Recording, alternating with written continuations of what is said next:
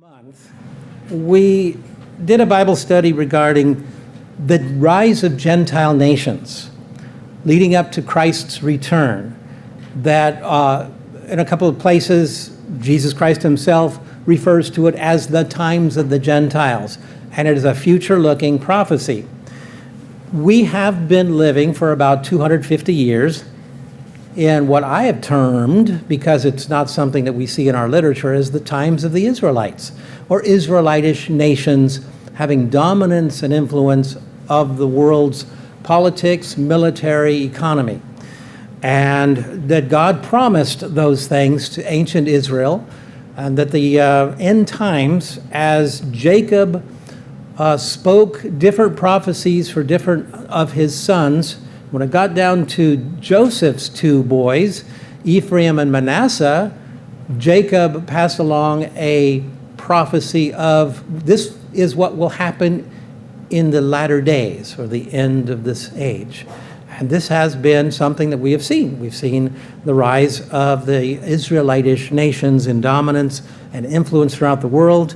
God promised, or he warned in Deuteronomy and many other places, that if Israel would not keep an upright, godly, shall we say, a godliness and a fear of God, that he would take these blessings away, and it would revert back to a times of the Gentiles. So the title was Times of the Gentiles. This leads to today, the rise of the beast, the final revival of the Holy Roman Empire. Now, in your notes, here's the first comment. It says, God revealed to Daniel that there would be four major empires from his time, from the time he received these prophecies and dreams while he was a captive in Babylon. It would include that one first, and this was in Daniel 2, verse 28. The first of these was Nebuchadnezzar's Babylonian Empire, and there would also be next the Medo-Persian Empire after that, and then that would be followed by the Greco-Macedonian, or Greece and Macedonian Empire, and then finally the Roman Empire. Also in your notes, it says these same four successive Gentile world-ruling empires are pictured in Daniel 7 as four great beasts. The imagery of a lion depicting, again, Babylon, the first of those four final world-ruling empires, the bear, the Medo-Persian, the four-headed leopard, the Greco-Macedonian Empire, and the fourth beast, dreadful and terrible. And this would be the Roman Empire. They also depicted the giant statue that Nebuchadnezzar had in his terrifying dream, that he threatened to have executed all his magicians and his sages and his wise men, because they couldn't answer him what was the dream about. He made it very hard for them, though, because he says, I'm not going to tell you the dream. First, you tell me what I dreamt, and then you tell me what it means. And so they were all terrified. And of course, Daniel and his three friends, Meshach, Shadrach, and Abednego, were going to be caught up in this mass execution. And so they prayed, and God gave wisdom and understanding to Daniel to interpret and tell Nebuchadnezzar what the dream was about. And remember what it was. It was this great, massive statue with a gold head, Babylon, and then it had the arms and chest of silver. That would have been the Medo-Persian, the belly and thighs of bronze, the Greco-Macedonian, legs of iron, and feet also of iron, but mixed with clay, the final Roman Empire, and then the very final resurrection of that, or revival of that Roman Empire. Daniel 7, verses 23 through 25 in your notes. The fourth beast shall be a fourth kingdom on earth, which shall be different from all the other kingdoms, and shall devour the whole earth, trample it, and break it in pieces. This, of course, being, again, the Roman Empire. Two notes here in your handout. God determines the rise and fall of nations and who he places as leaders of those nations. Daniel 4, verse 17, God gives this dream to King Nebuchadnezzar of Babylon, and he tells Daniel what God showed him.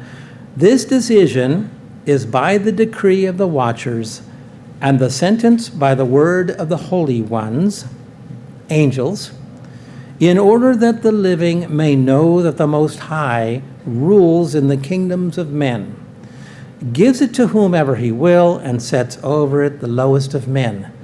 God places people in rule and power in the world-ruling kingdoms of this earth. Jameson, Fawcett, and Brown commentary, it's not in your notes, it says, "It is not one's talents, excellency, or noble birth, but God's will which elevates a person to a throne." It's God's will. Paul adds this in Acts 17, verse 26. Paul says, "And he has made from one blood every nation of men to dwell on all the face of the earth, and has determined their pre-appointed times and the boundaries of their dwellings." God determines, once again, who's going to be in power, for how long, the nations that rise and fall. So God determines their downfall as well. Next note in your handout, the rise of the times of the Gentiles in the last days.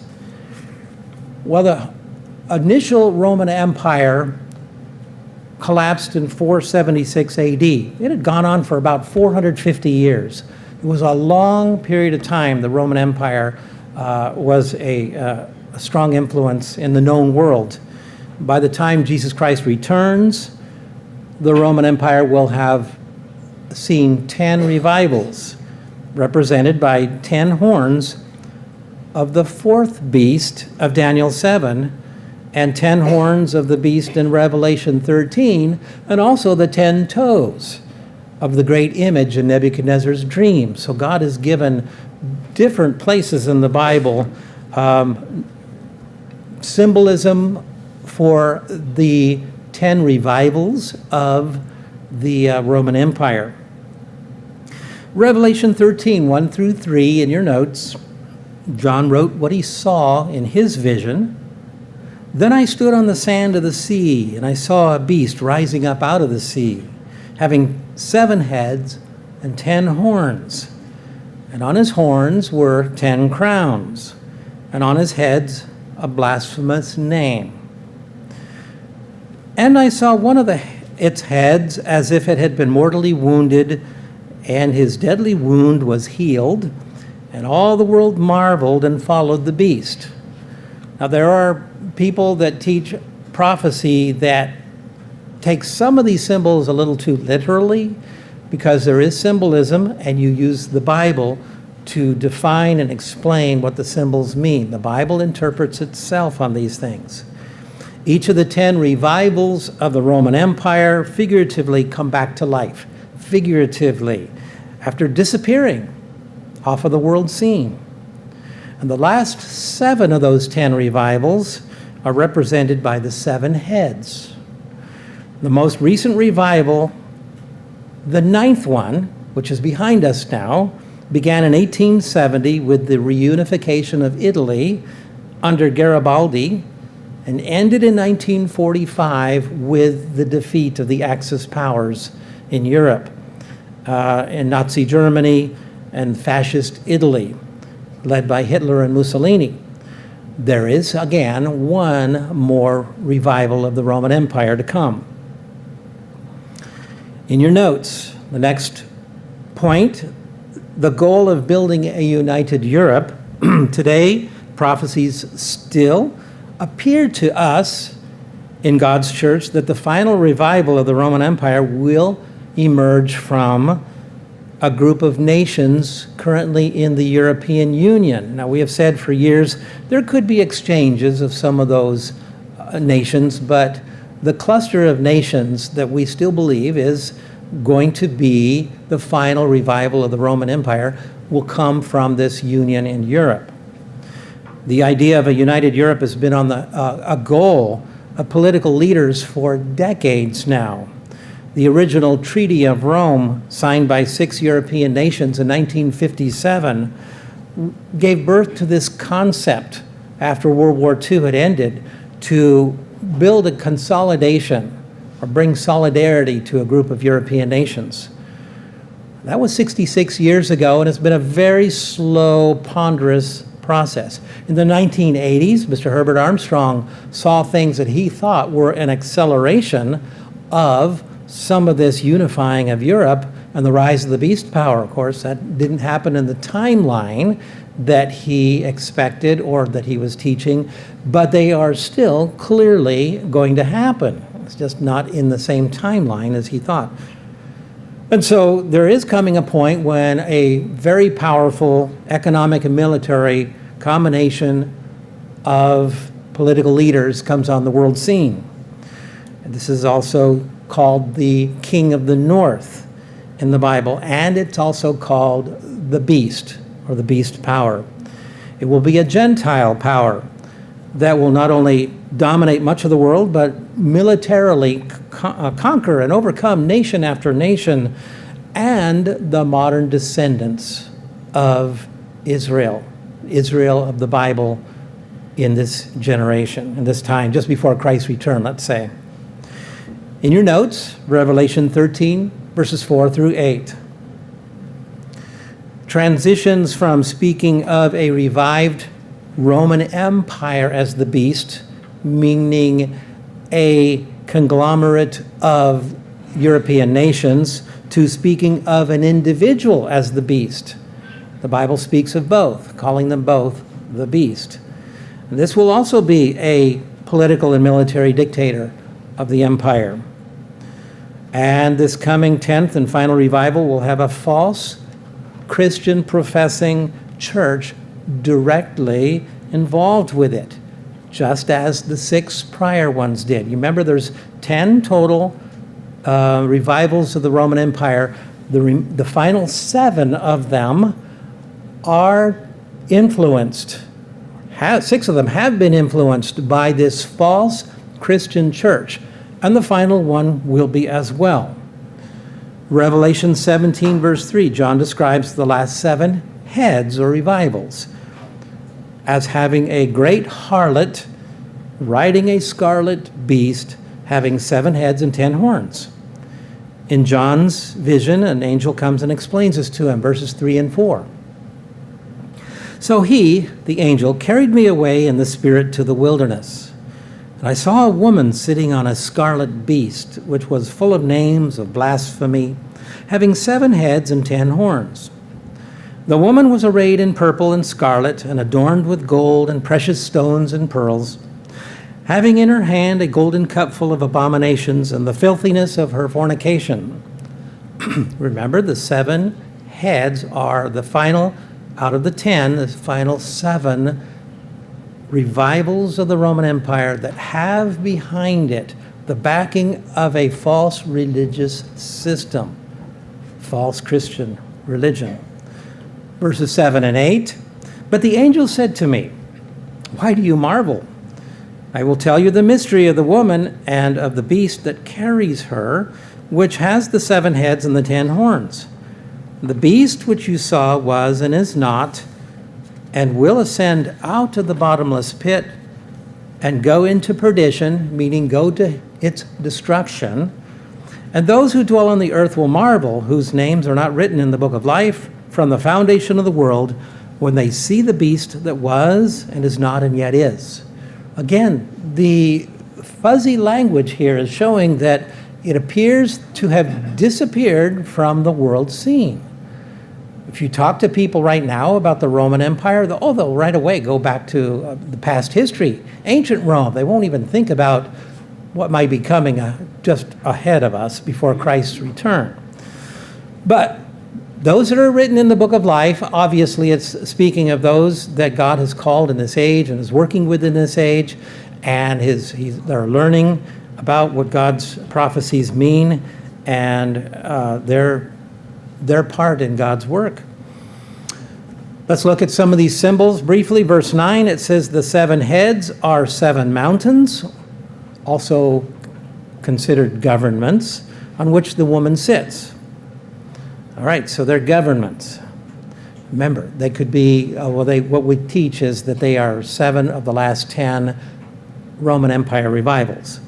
Verse 18, and the woman you saw is the great city, which reigns over the kings of the earth.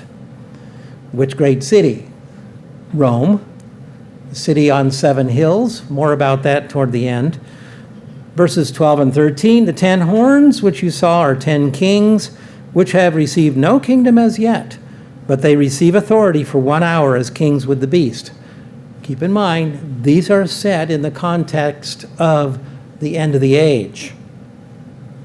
So they're 10 kings, or even groups of kings, groups of nations, who receive authority and give their authority to this one beast power for a very short period of time. It says 1 hour. It's a very short time in biblical connotation. Revelation 17, verse 12, a reference, the 10 toes of the great image of Nebuchadnezzar's dream represent 10 kings who have received no kingdom as yet, but they receive authority for 1 hour as kings with the beast. Now, a few minutes ago, I mentioned that the 10 toes represent the 10 last revivals of the Roman Empire. Let's back up a tiny bit. It's more accurate to say that they are the 10 kings in the final configuration that give their power for a short period of time to the beast. Horns play an important role in numerous prophecies in the Bible. And here we see that 10 horns represent 10 kings or nations, or 10 groups of nations, aligning again for a very short period of time. They will be in power simultaneously, all 10 of these kings or groups of nations, and they will give their power for a short period of time and collaborate with a central leadership, again, called the beast, and with a second beast. Now we introduce a second beast, and we'll see more in a moment. Verse 14, the next verse shows that the last Roman revival will take place just before Christ's return. It says, these will make war with the Lamb of Christ, and the Lamb will overcome them. So that puts it in the time frame of Jesus Christ coming back to this earth while that configuration is in progress and it's visible. Revelation 13, verses 1 through 8. And I know when I go through this, I'm going through it rather rapidly. I've mentioned in the past that some of my classes at Ambassador College were entire semesters on prophecy. I loved it. I was engaged in it. I took lots of notes. And I'm squeezing a lot of basics in these 35-minute Bible studies. But it helps me also to try to make it more efficient, more consolidated at the same time. Revelation 13, 1 through 8, it is one of the most descriptive passages about this one individual and the system called the beast. Remember, it's two things. It's a political system, and it's also an individual, the beast. Verse 1, then I, John, stood on the sand of the sea. He's in vision now. And I saw a beast rising up out of the sea, having 10 heads and 10 horns, 7 heads and 10 horns. And on his horns 10 crowns, and on his head a blasphemous name. Once again, this vision represents all 10 revivals of the Holy Roman Empire. I say holy, that's often a nomenclature, Holy Roman Empire. It's an unholy Roman Empire. So if I make that error, it's just an accident because you read that. It's an unholy Roman Empire.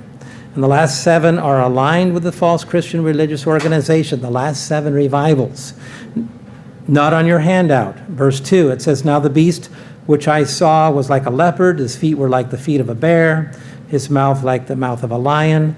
The dragon gave him his power, his throne, and his great authority. The Bible obviously shows Satan to be the dragon. Satan will be allowed to give his power to this beast for this period of time. Satan is the dragon. The beast is the powerful political, financial, and military system and political leader, both.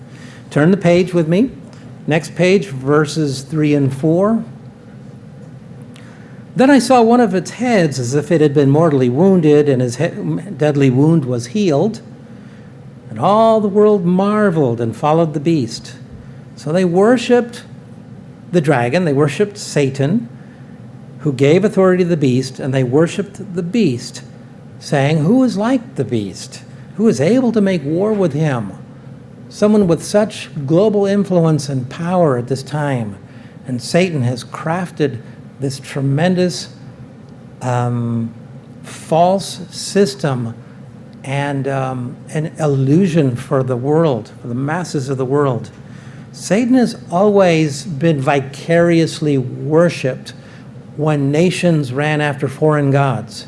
And most of this world has followed foreign false gods since Adam and Eve left the Garden of Eden.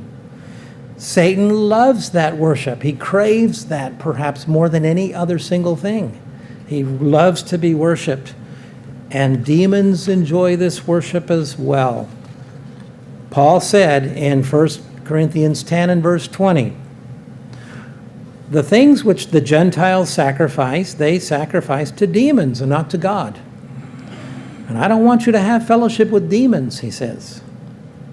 Healing of the head, again, this mortal wound is figurative of a disappearance of this Roman Empire and then the reappearance of it again. It will be a deception that will amaze and astonish the world and lead the whole world to worship both the dragon, Satan, and the beast. Now, people don't, except for a few that are Satan worshipers, they don't know they're worshiping Satan, but he's being worshiped every time a false god is being worshiped.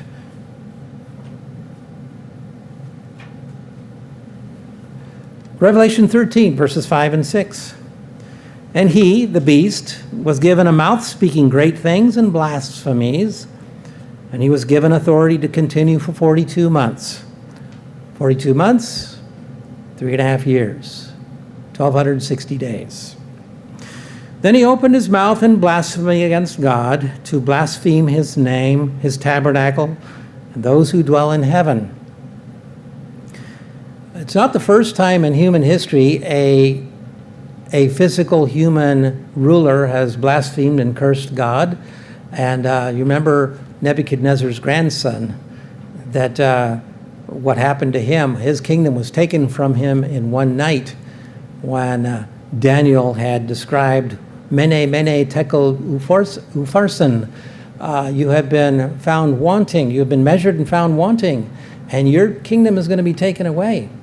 And so the grandson of Nebuchadnezzar, he should have known about his grandfather's experiences when he was made like a wild animal for 7 years, and he came back out of that. God gave him back his human spirit, and he was humbled deeply after that, and he recognized the one true God, just as much as he learned from Daniel and whatever little that God probably revealed to him. But there have been others that have been very arrogant and pompous, and that it has not boded well with them.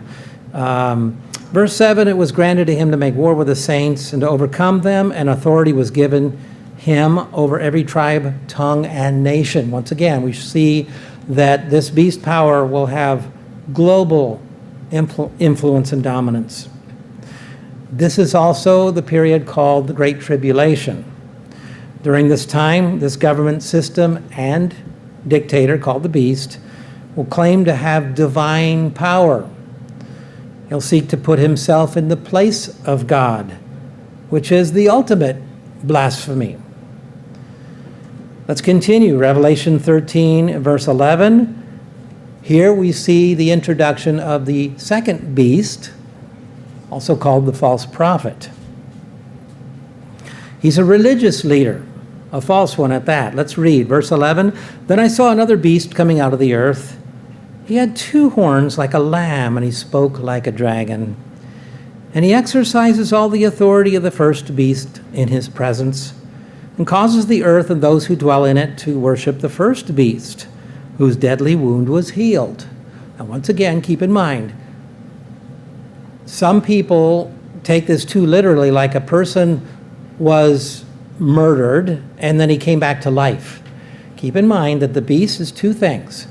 It's a political system, a revival of the Roman Empire as a system, and it's also an individual personality, the end-time beast dictator.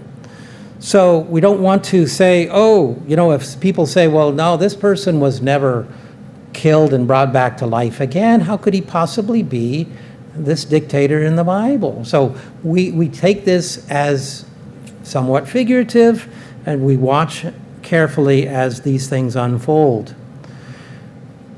So we see that he comes looking like a lamb, little horns like a lamb, a gentle lamb at that, and yet speaks like a dragon, speaks falsehoods and vile things. Revelation 19, verse 20, the second beast, this false prophet, works signs and wonders by which he deceived those who received the mark of the beast. So now at this point in time, we have categories of people. We have the faithful who refuse to take the mark of the beast, and we have the vast population of the world who accepts the mark of the beast so they could buy and sell and do commerce and keep their jobs and be able to have their bank accounts. And so we have a great tension and struggle, and yet we see the people that are following that way are deceived. They're going to fall into mass deception.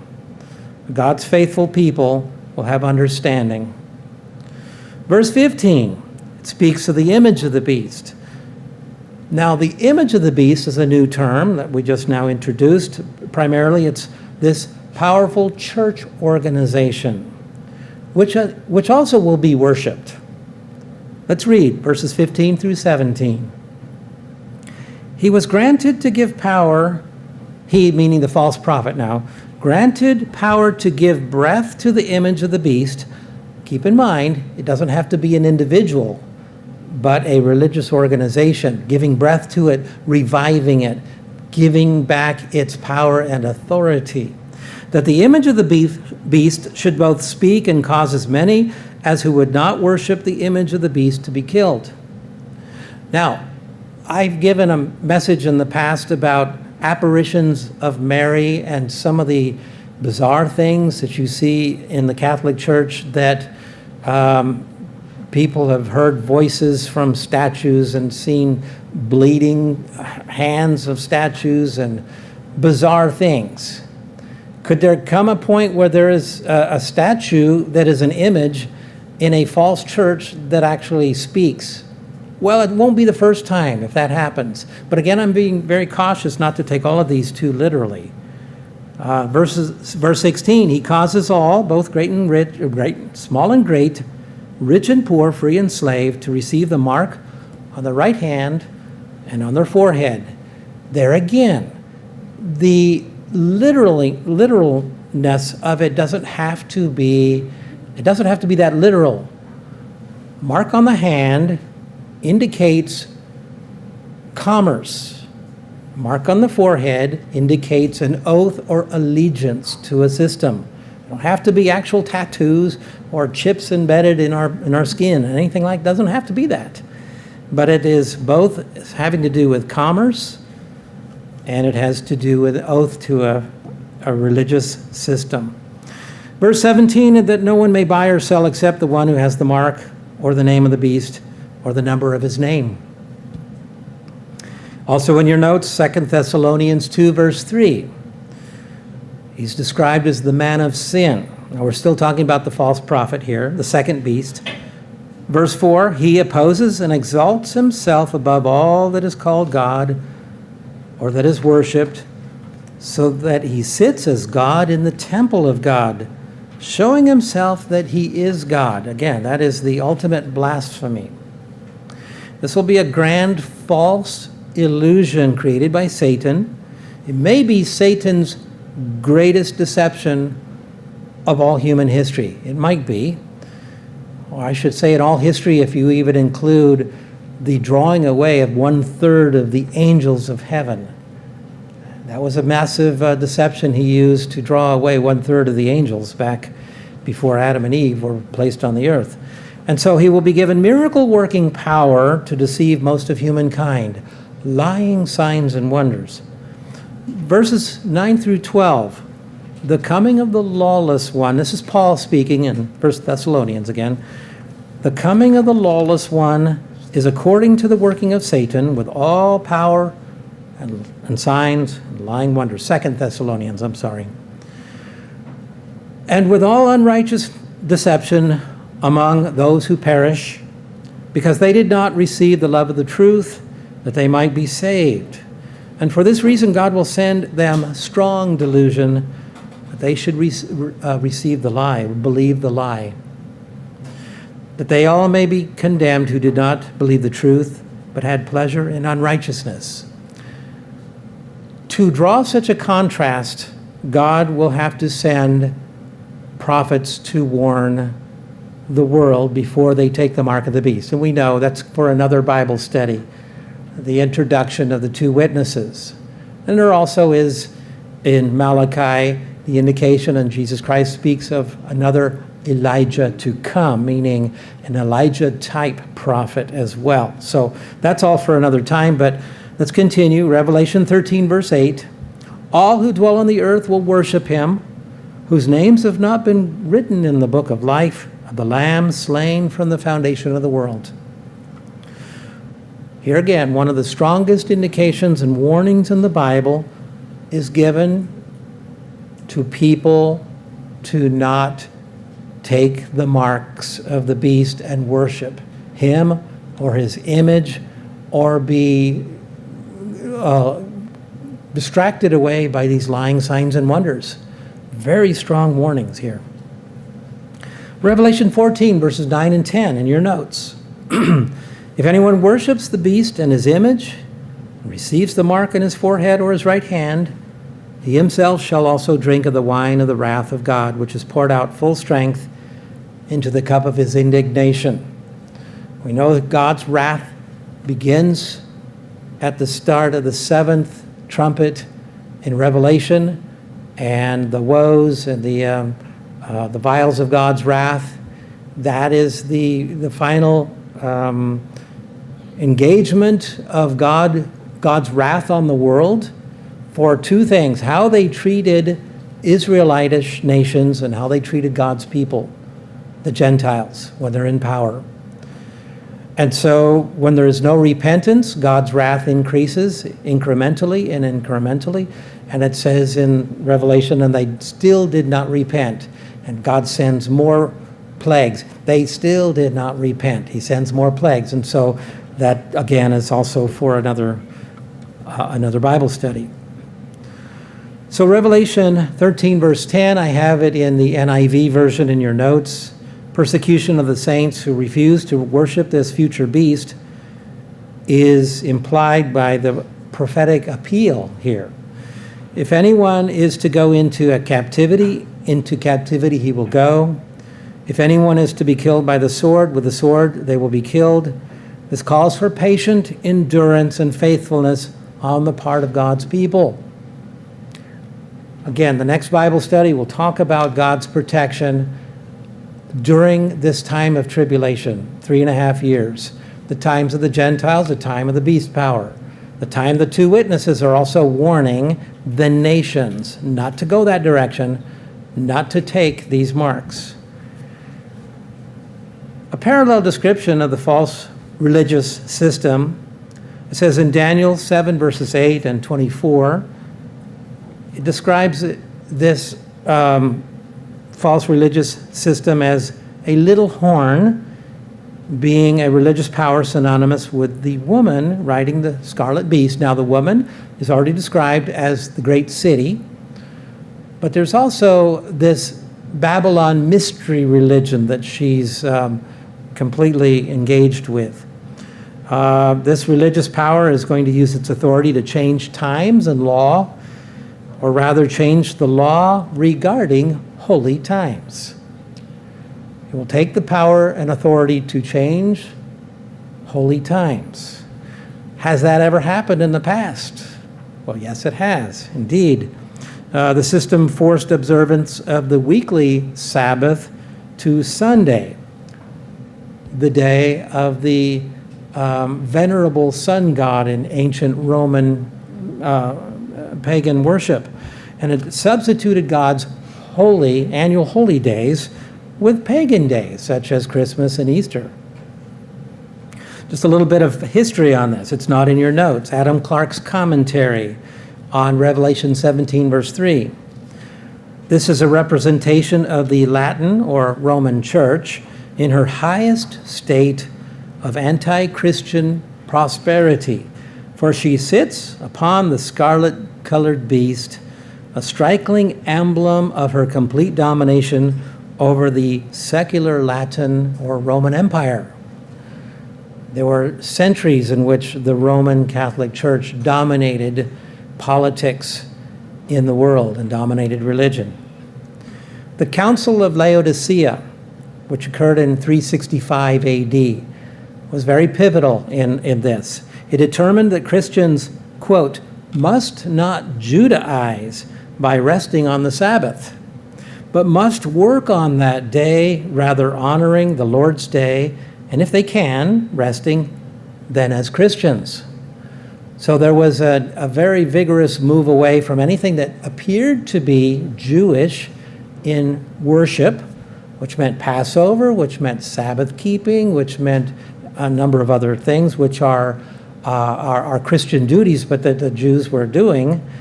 And so that was just one of these ways of trying to separate people.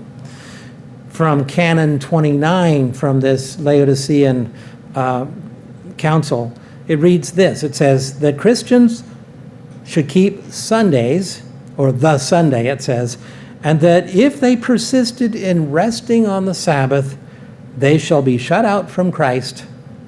But if any be found to be Judaizers, let them be anathema from Christ. Meaning, it's like in ancient times when Jesus Christ walked the earth, if a person was following him against the dictates of the Pharisees and the priests of the day, they were banished from community fellowship in the synagogues.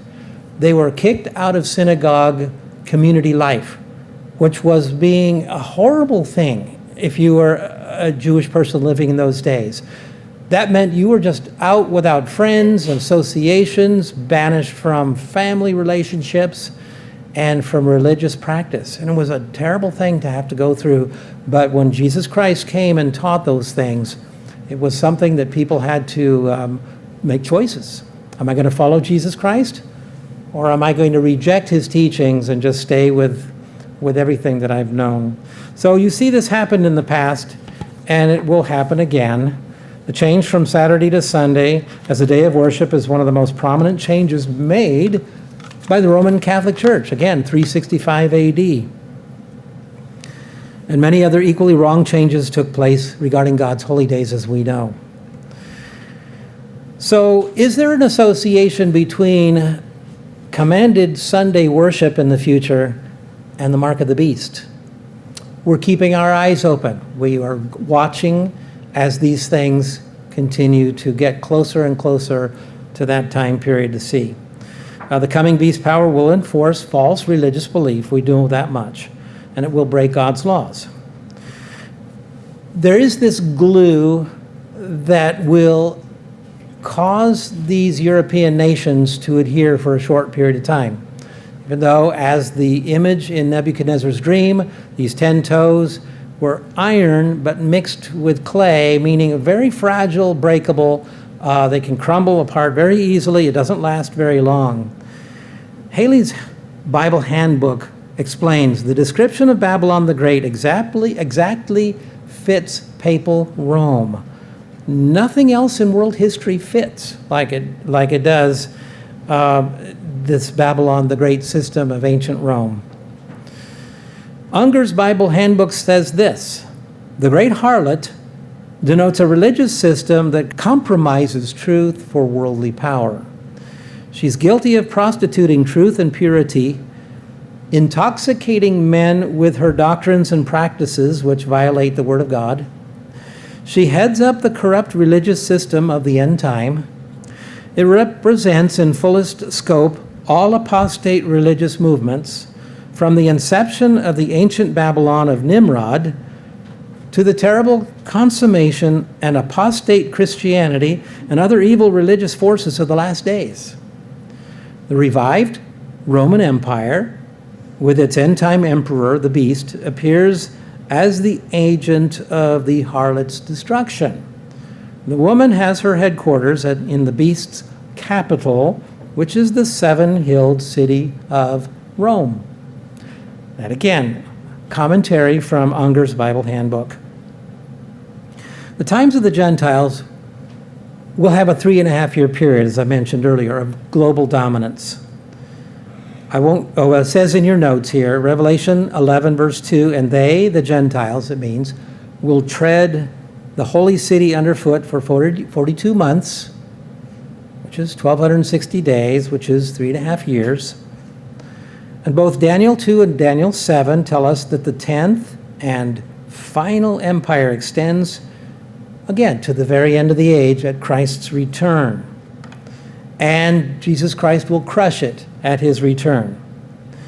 It's important to note that these prophecies happen at the same time as the decline of Israelitish influence in the world. And that will involve millions, hundreds of millions of people who have not been called by God at this time. But those whom God is calling in this age are collectively called spiritual Israel. And they're given understanding and insights as to what God is doing and what will happen before Christ's return.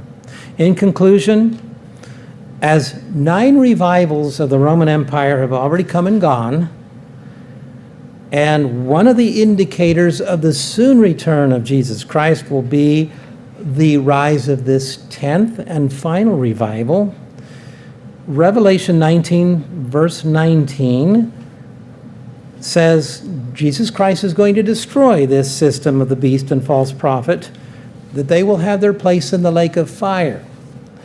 And more on that at another time, but let's review quickly the last 7 of the 10 heads of this image are governments.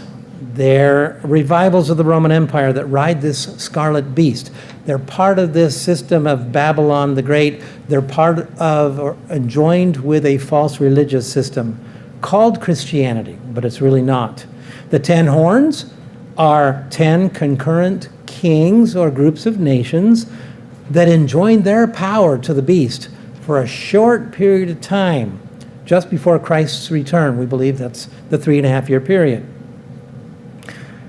At this time, Jesus Christ will send 2 witnesses to preach a warning message.